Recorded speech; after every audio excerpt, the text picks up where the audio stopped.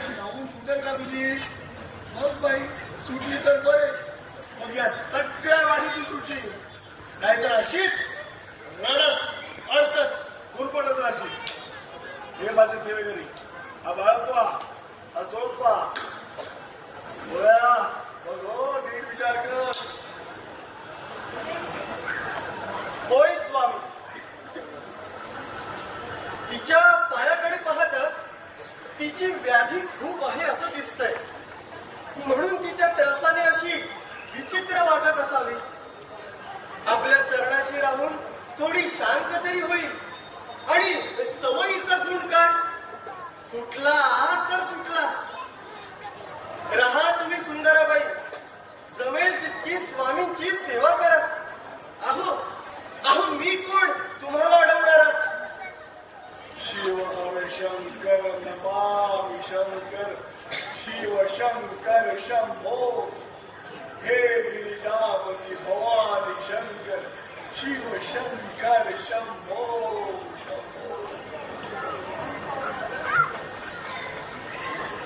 मी असं म्हणून सुंदराबाईंना परवानगी दिली खरी, पण सुंदराबाई स्वामींच्या चरणांना चिकटली ती कायमचीच.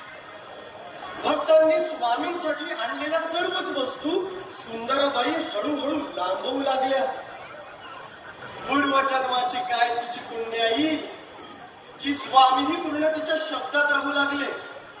तिचा अधिकार, अहो तिचा अधिकार इतका वाढू लागला की स्वामींच्या दर्शनासाठी येणाऱ्या भक्तांकडूनही ती स्वामी भेटीसाठी विरागी मागू लागली. स्वामी हे सर्व माहीत असूनही शांत राहत, पण कधी तक्रारीचा सूर मनात आला की काही बोलायच्या आतच स्वामी ओरडत, अरे आता काय तक्रार करतोस? आता या महामायेला सोडू नको ना. अंगी मुरलेले दुर्गुण काही ना कळतच नाही आणि कळूनी वळत नाही अशी ही जात असते ना. मी तुला तेव्हा सांगितलं होतं ना, ही तुझ्या डोक्यावर बिऱ्या वाटणार म्हणून. आता काय तक्रार करतो?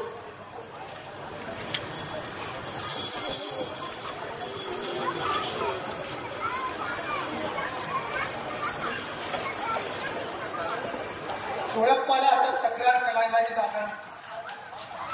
त्याच सेवेमध्ये मीही वाटेकरी झाल्याने मी अक्कलकोट सोडून इतर ठिकाणी जाऊन स्वामी भक्ती करावी यासाठी सोळप्पासह अनेकांनी नाना प्रयत्न केले.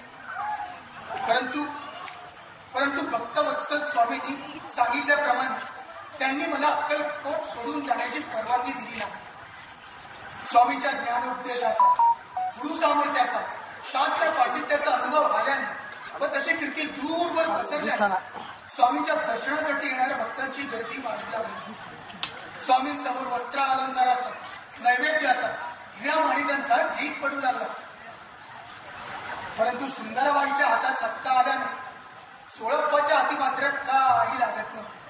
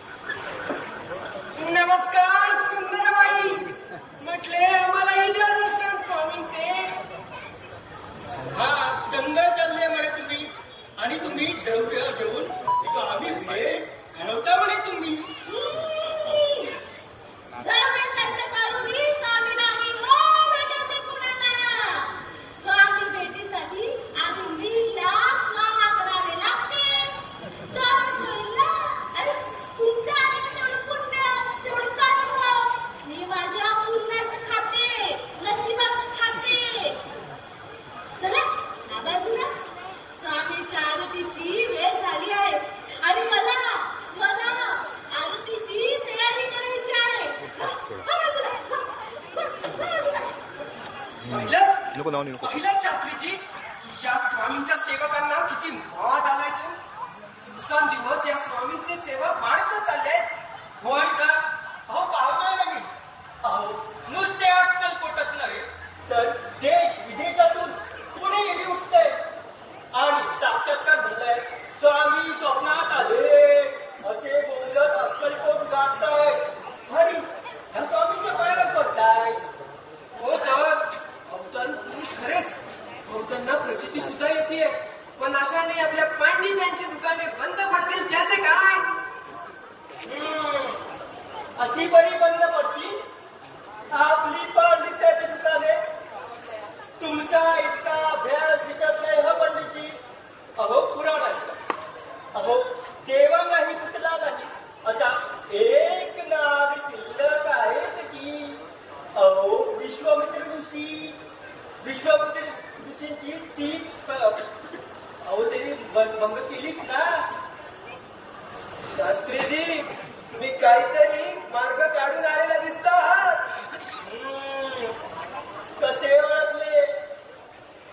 ती पहा आली मरणाची मंजिरी. शास्त्रीजी मानल्या तुम्हाला मंजिरी, मदनाची मंजिरी. म्हणजे आज दाखव तुझी कला की भजनाची मंजिरी बंद करून मदनाची मंजिरी जिंकली पाहिजे. जर स्वामी वश केलेस तर बांधू आम्ही तुम्हाला आणि माशिर्ती विदागी देऊ. कसे? विदागी तयार देवा. चला